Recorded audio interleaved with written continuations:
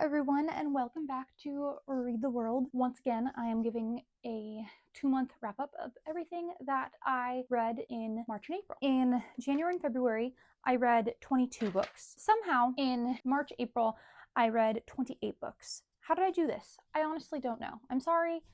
I think there's just something wrong with me. But I'm going to go over just briefly every book that I read and what I rated it and like a little bit of why. And this is all in order of when I read them. And I both listen to audiobooks and read paper books. So it's a mix of those two things. And then a bunch of these books are for various video projects that I have already put out or that I will put out in the near future, just so you know what's going on. The first book that I read in March is called Some People Need Killing, a memoir of murder in my country by Patricia Evangelista. I gave this one 3 stars because even though it was really informative about the war on crime under the Duterte regime that killed a lot of innocent people, it didn't give a lot of analysis that I was really curious about. It really just seemed like straight reporting of exactly what happened. Like, these people were killed with no evidence of this thing and and just like all these wrongs, But I wanted to know more about how a country gets to the point of finding that sort of thing acceptable, not because it's unique to the Philippines, but because it's not unique to the Philippines. So many countries have been steered into this style of dictatorship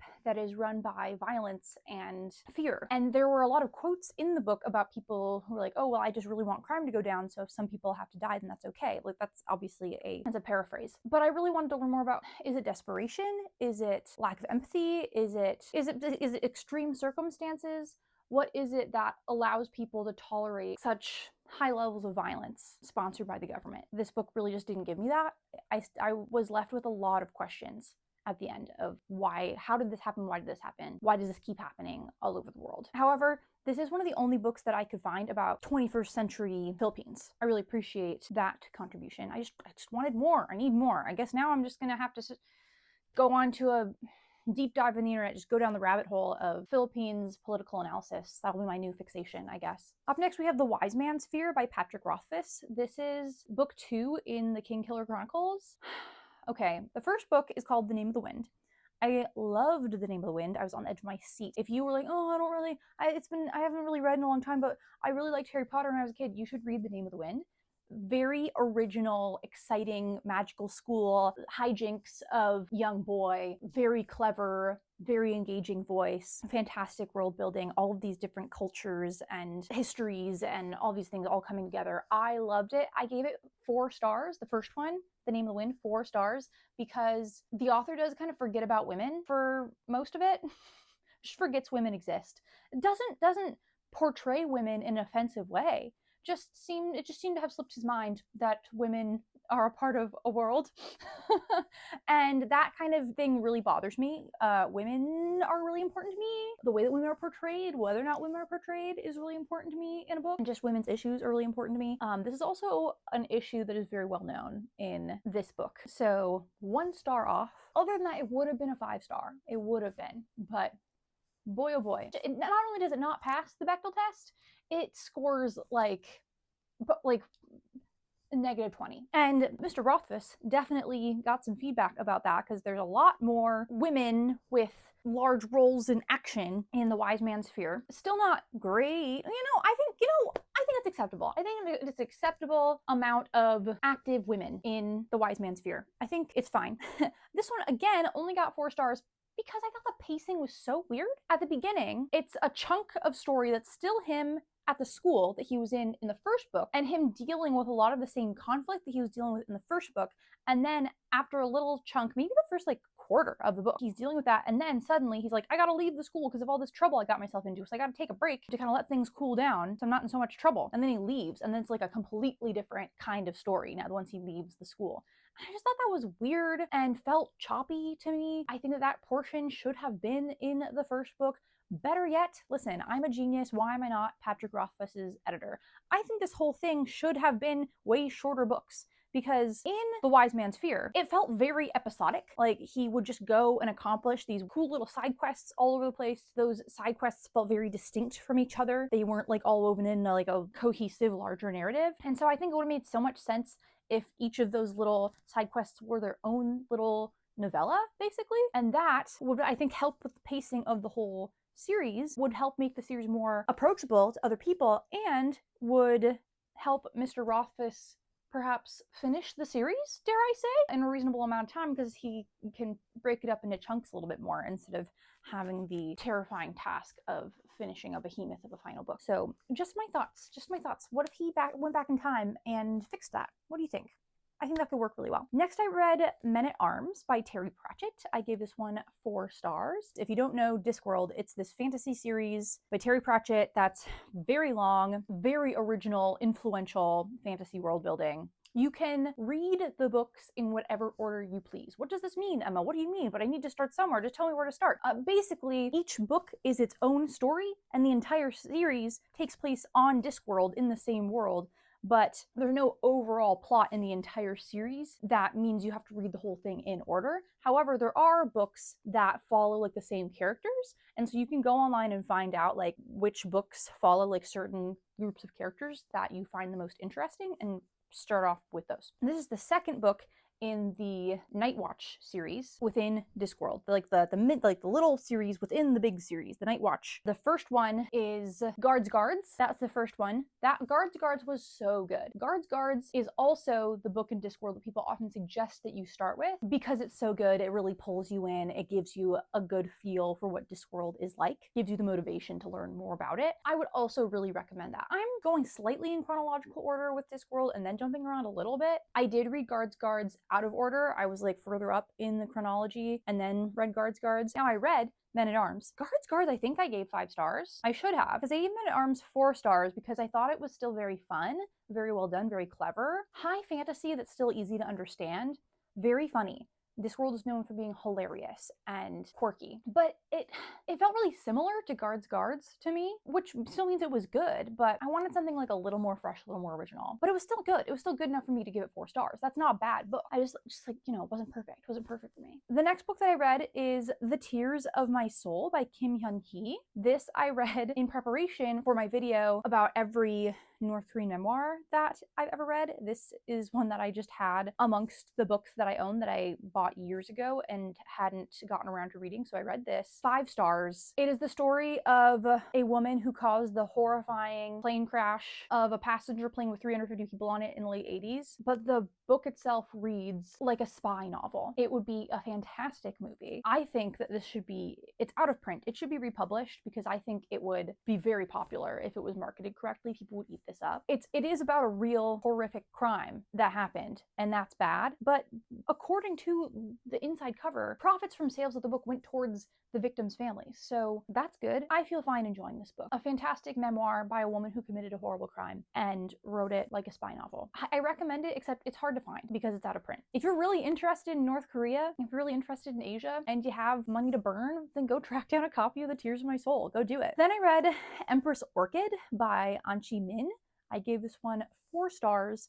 This is a fictionalized account of the young adulthood of Empress Seh-lynn, the Empress Dowager at the end of the Qing dynasty, which is the last imperial dynasty of China. She's often villainized for bringing about the downfall of the Qing dynasty and being this corrupt ruler, but this book really portrays her in a very sympathetic light, and I'm Team Seh-lynn, honestly. I think that she did a good job. She did what anyone else would have done in her situation, and she did some good things, and she was cool. I also thought that this book was really well done, really engaging. If you like historical fiction, this one's for you. Just very engaging, absorbing narrative in the 1860s China. Court intrigue, scheming eunuchs, backstabbing concubines. It has it all. Even if you don't know anything about China, if you like historical fiction, you would like this one. Highly recommend. Then I read Edgedancer by Sanderson. I gave this one 2 stars. Edgedancer is a novella that goes between a couple of the books in Sanderson's Stormlight Archive series. He does these little supplemental novellas in between each book that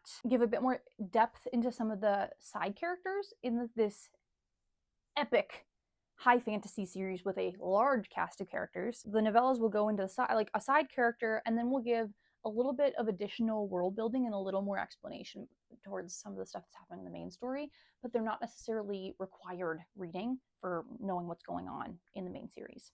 Edgedancer is about a young girl with magical powers in this world, and what did she even, I can barely even remember what happened in this. I read it like 2 months ago. This was near the beginning of this 2-month period.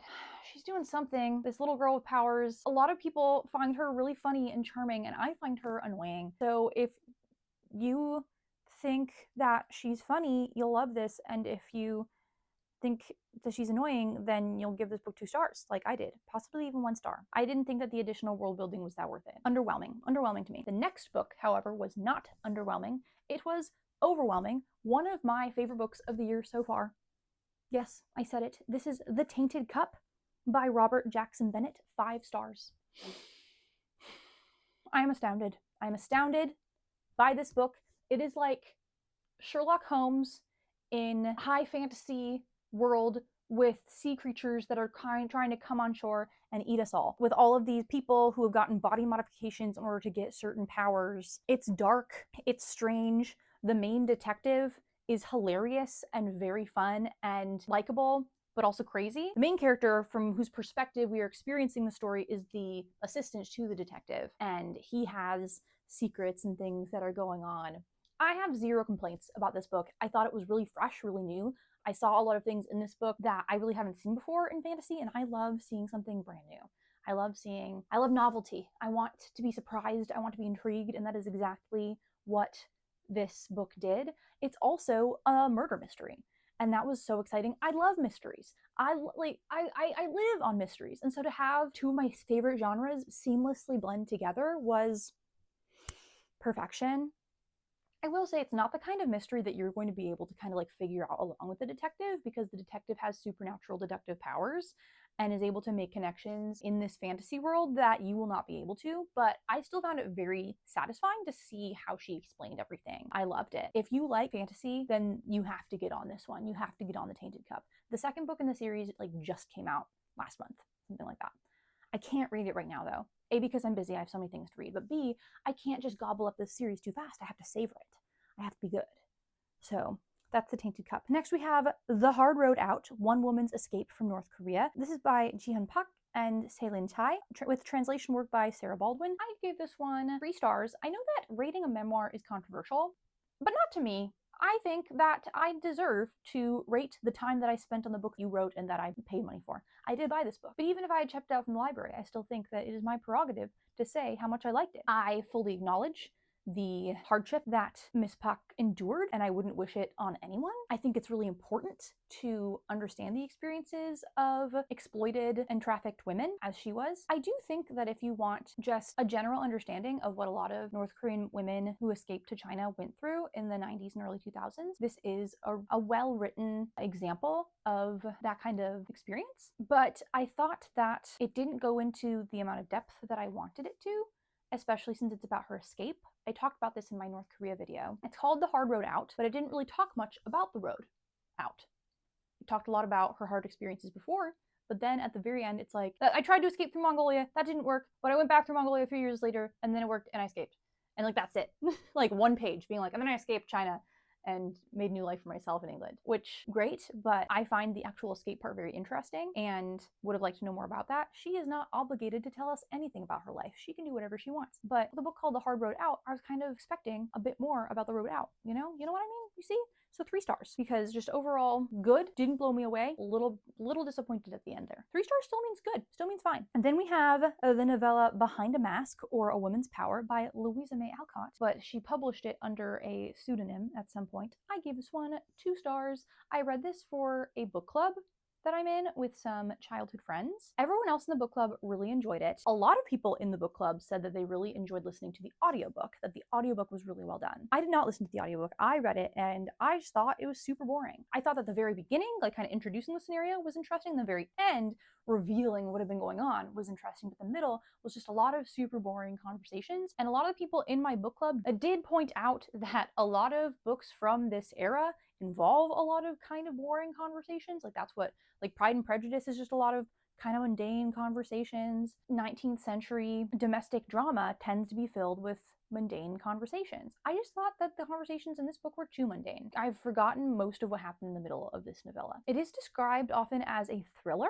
So yes, it is a thriller by Louisa Alcott. It is not a thriller by today's standards, but I believe it must have been considered a thriller by the standards of the time. I will say it has a lot to say about how women are able to gain power at the time. It is called Behind a Mask or A Woman's Power. A lot about how women get that power, what they are expected to do with that power, how they're expected to look with that kind of power. It's definitely a feminist story. So if you like literature from this era, I think you would like it. I just fell asleep. It just didn't hold my attention. I spaced out most of the time while I was reading it. 2 stars. I'm sorry. After that, I read Every Time I Go on Vacation, Someone Dies by Mack. I gave this one 3 stars. This one is in the exact same niche genre as Finley Donovan and Everyone in My Family Has Killed Someone, where it's very fresh, very funny, very self-aware mystery. Funny narrator, really plays with mystery tropes. The protagonist has some familiarity with mystery novels and how they work anyway, and so they have this very self-aware way of going about solving a mystery. Every Time I Go on Vacation is definitely following in the heels of Finley Donovan and Everyone in My Family, but I think it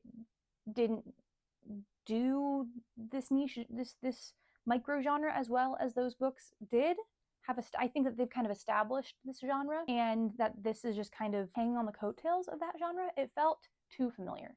It felt too much like the other books that I've read in this genre. It didn't feel like it was doing anything new or fresh. I also predicted the mystery, the reveal. Just wasn't super wowed by it. 3 stars from me. Then I read Dragon Springs Road by Janie Chang for my 1910s China video. I thought it was super boring. Little magical elements in it didn't really make any sense. I thought that the main character was super passive and I was not rooting for her. I thought she was boring and sad, and throughout the entire narrative never got less boring or less sad. Just continued to let things happen to her and be sad all the time.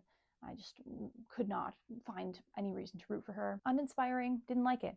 1 star. Whoops. Then I read Slow Horses by Mick Herron. This was for a different book club that I'm in. I'm in too many book clubs. And is anyone else in too many book clubs? This is a British almost spy novel because it's about failed British intelligence agents who have been relegated to this specific department for intelligence agents who have failed to like keep them out of the way and keep them from like messing up and embarrassing the agency further. Fun new premise. My issues were the first half is just going in depth into all of the tragic backstories of everyone in this department, one after another, so that I couldn't really keep track. But like, and then it'll be like, and this is what's going on in the background. But then we meet this other person, here's a long explanation of their tragic backstory.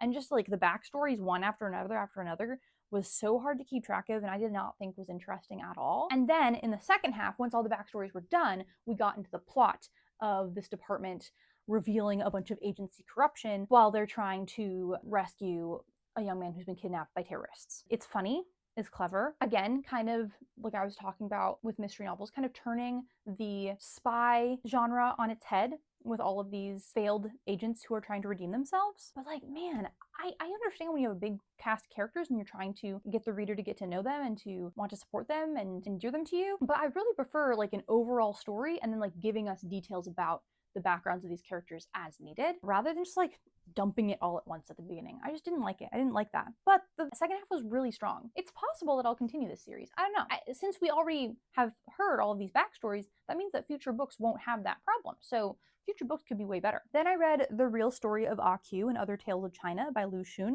translated by Julia Lovell. I gave this one 2 stars. It just didn't interest me. I remember, now that it's been more than a month since I read this, I remember reading The Real Story of Ah-Q. That's the longest story in the collection. And I remember Diary of a Madman, I think. I couldn't tell you a single other story in this collection. I just did not find them interesting or engaging. People who study turn of the century Chinese literature get a lot out of it. I don't think that like the average person who's not a scholar of China will get much out of it at all. Next, I read Cleopatra, A Life by Stacy Schiff. 4 stars. 4 stars for Cleopatra. I found it informative, interesting, and the writing style was engaging enough for me to really feel drawn in and kept there.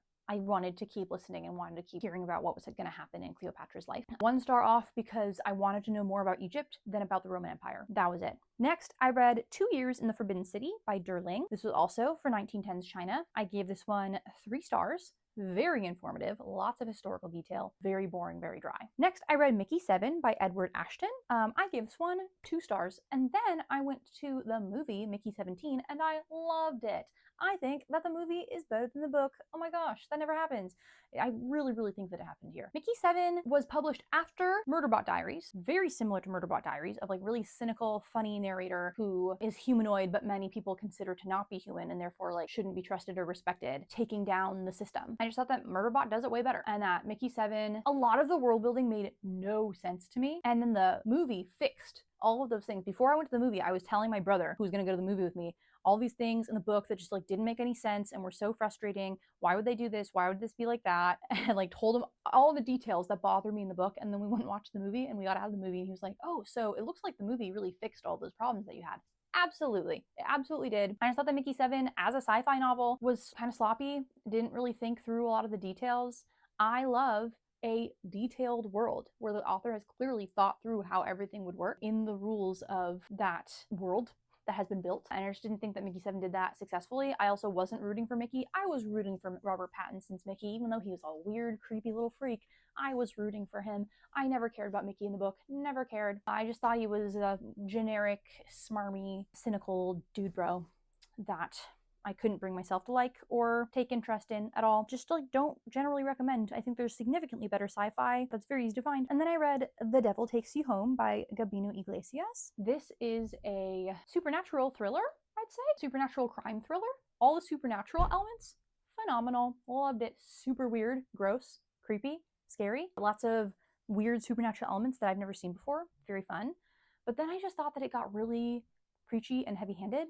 Like the themes and messaging it was trying to portray, it really felt like it was beating me over the head with it, and I don't like being treated like a baby by an author. I would like to be led to those conclusions rather than like force-fed them. I would like to be treated as intelligent. I also thought that some of the themes just didn't quite match up with like the story that was going on. I didn't think the story necessarily supported the points that then like characters would go on and on about. This thing is so bad, like why is this highly happening in society? And it's like, well, with all the stuff you've been doing, that doesn't seem to really support what you're saying. I don't know, I thought it was kind of contradictory. Then I read Frida, a biography of Frida Kahlo by Hayden Herrera. 5 stars for this one. Thick book about everything anyone has ever known about Frida Kahlo's life. Very thorough. I was so inspired. I already liked Frida Kahlo, thought she was cool, and now I am in awe of her intelligence, her artistic innovation and genius, her political contributions, her social impact, just like everything that she did. So wonderful. I'm so glad that I got to learn so much about her. Next, I read Dawnshard by Brandon Sanderson. This is another novella that went in between books in the Stormlight Archive. This one I gave 3 stars. If you might remember, Edgedancer, the other novella, I gave 2 stars. This one I gave 3 stars. I just thought it was good. It was fine. I liked it.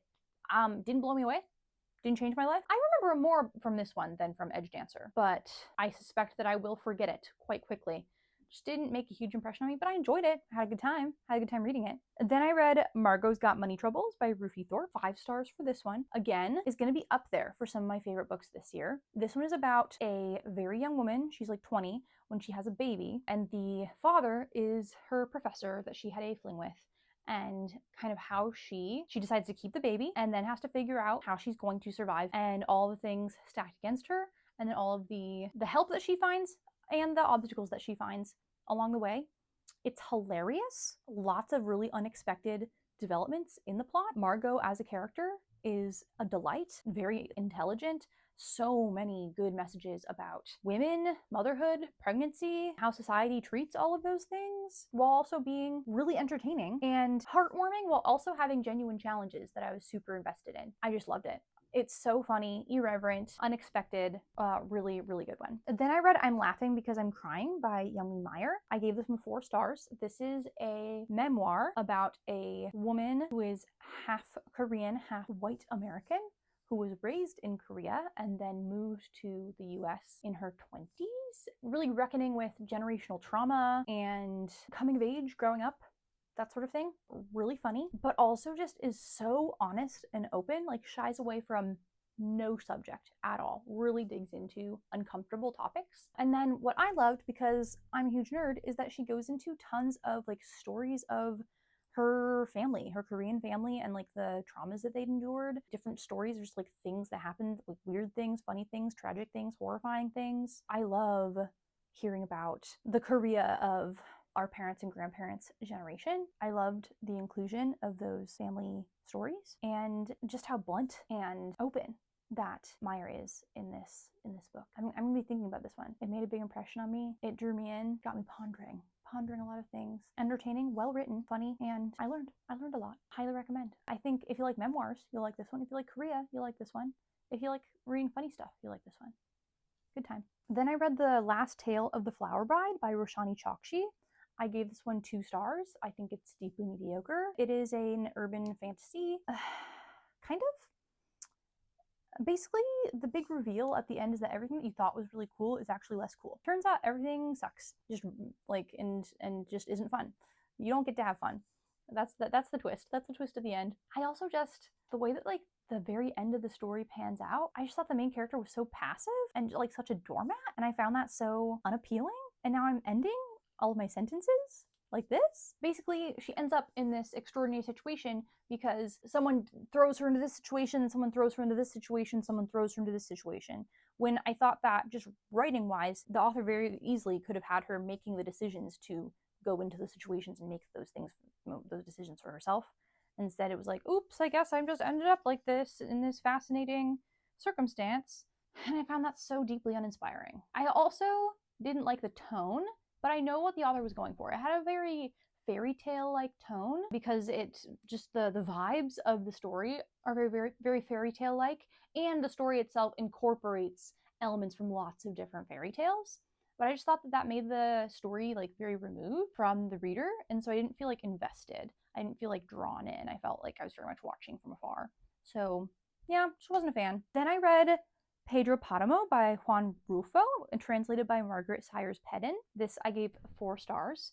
Very short, very strange, surreal, psychedelic, spooky, philosophical, emotional roller coaster ride about a man who goes back to his mother's hometown to find the father he has never met, and then everyone he meets there may or may not be ghosts. It's unclear. This is like the great Mexican novel. I think that if anything in that description appeals to you, go for it. Do it. Read it.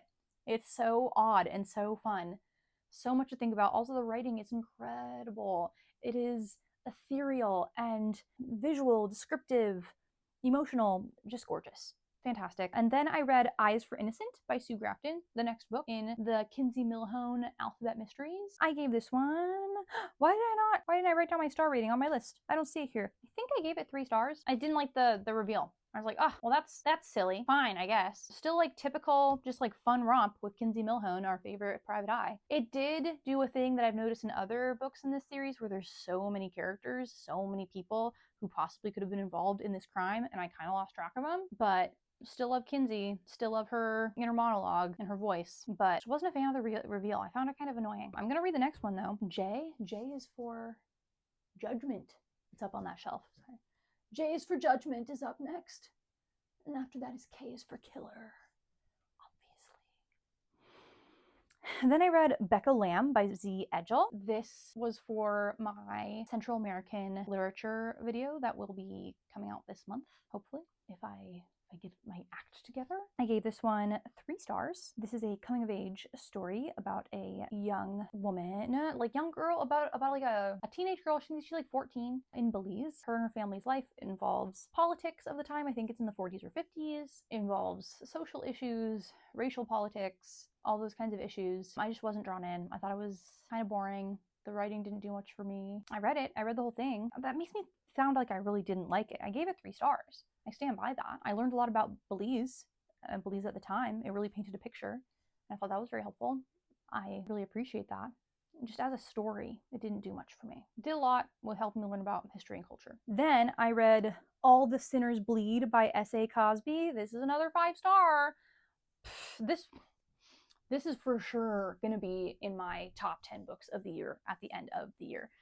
Phenomenal. Oh my gosh. Very dark crime thriller. Disturbing, grim, and I ate it up. Okay? I've seen discussion online of like, oh, mystery and thrillers that center on police officers like don't address the nuance of policing and like glorifies police officers and violence and da-da-da. This book deals with that because the main character chasing after a serial killer in his community is a black sheriff. The book itself confronts the many facets of policing, police violence, race, but also like the need for crime fighting, all of those sort of things, and like grapples with how difficult and complex that is, while also being a super thrilling, scary serial killer detective story. I was on the edge of my seat. I loved the main character, and like that's kind of hard for me when it comes to the main character being a man. I'm sorry, it's not that I hate men. I love men. My father is a man.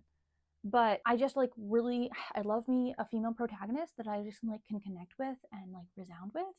I loved this main character. His name was, I think his name was Sheriff Crown, but I really loved his personal journey. It just did a phenomenal job of having the crime story and giving the character a personal arc that I found very compelling, really liked it, and having a good examination of the social issues that were involved in the story. All around, fantastic. If you like a good thriller and you're not bothered by disturbing details, one of the best, if not the best book that I've read this year. Just loved it so much. And then I read Miss Sophie's Diary and Other Stories by Ling. This was for my 1920s China video that I'm behind on and need to put up soon. I gave them 4 stars. Female author in the 1920s and 30s, putting together really clever, funny, poignant, astute, intelligent short stories. The title story, Miss Sophie's Diary, is the hilarious diary entries of a young woman who is infatuated with a man and is besides herself about it. I really loved that one. And the other stories had themes about like class and communism, obviously. So just had a great time with that one. Finally, the last book that I finished in April was The Incendiaries by R.O. Kwon. I gave this one 1 star. I just thought it was a total drag. It's about a toxic couple in college and how they just keep staying together, and it's unclear why, because they seem bad for each other. And then in the middle, so you spend the entire first half being like, wow, these people are insufferable. And not in like a fun way, just in like a, yeah, like they're insufferable and boring.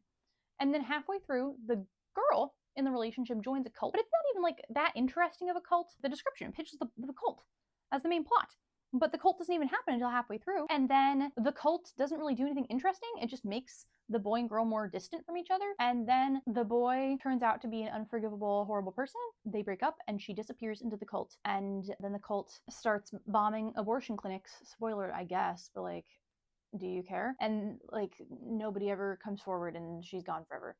And that's it. It's just done. And I found it not fun at all. I can totally read a book about an unlikable character, but they should still be like interesting and fun to read about, you know? I should still have a reason to be there. And I just found these people to be unlikable and boring. And then like the stuff about the cult was not that great interesting to me. I guess there was some messaging about like Christianity being used to like exploit and control people, but like we've been knowing that, right? I didn't think that was anything new. It didn't really give any new insight to that. Didn't have a good time. That's all 28 books that I read this past 2 months. Did I read any nonfiction? Oh yeah, I read biographies and I read Some People Need Killing. I love nonfiction. This means I need to request more nonfiction, I guess. Emma, what do you read? Just like refer to this video and you'll see, I don't know. I read popular books. I read books that like barely any copies exist anymore in the world. I read books that I have been wanting to read for a long time. I read books that I unearthed from the depths of the internet while researching a specific topic that I decided I wanted to read a bunch of books about. I just read whatever, whenever, wherever, because there's something wrong with me. Here's to the next 2 months. Let's see what I do. Probably moving at the end of these 2 months. So will I read less because I'm busy preparing for that? Will I read more because I'm stressed? Who's to say? Stay tuned for next time when you'll find out the answer to all these questions. So, see you next time. Goodbye.